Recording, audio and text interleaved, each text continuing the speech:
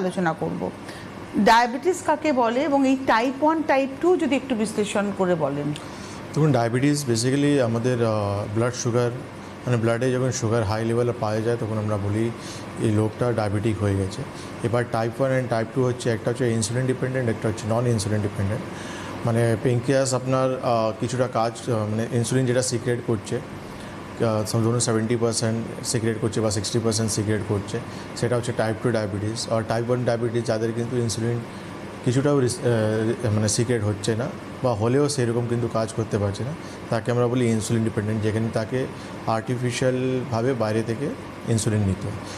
আমরা দেখি আমাদের প্র্যাকটিসে, আমরা ডে টু ডে প্র্যাকটিসে সবথেকে কমন পেশেন্ট যেটা আমরা পাই সেটা হচ্ছে টাইপ 2 ডায়াবেটিস, যাদের মানে প্যানক্রিয়াসে ইনসুলিন সিক্রেশন হচ্ছে, 100 দরকার, সেখানে 70 বা 60 সিক্রেট হচ্ছে, টোটালটা হচ্ছে না। এই জন্য আমরা দেখি পেশেন্টটা খুব বেশি আমাদের চেম্বারে আসে।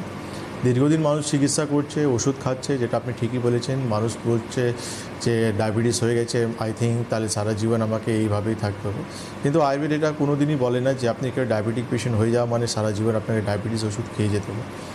সবথেকে প্রথম জিনিস হচ্ছে, আপনি যখনই ঠান্ডা মাথায় যখন আপনার নিজের রোগটাকে বোঝার চেষ্টা করবেন, প্রথম দিন থেকে আপনি অ্যাক্টিভলি আপনার রোগের উপর কাজ করতে পারবেন, আপনার শরীরকে আপনি ভালোবাসতে পারবেন যে আচ্ছা ঠিক আছে, এই প্রবলেমটা হয়েছে, এই কারণটা আছে, তাহলে আমি এইভাবে আমার জীবনটা যখন আমি লিড করব, তাহলে নিশ্চয়ই আমি এই রোগ থেকে বেরিয়ে আসতে পারবো। ডায়াবেটিস হোক, হাইপার টেনশন হোক, যে কোনো রোগের জন্য আমাদেরকে ফ্রম ডে 1 থেকে সবথেকে প্রথম রোগটাকে বুঝতে হবে, তাহলে সেইভাবে তারপর কাজ করতে হবে।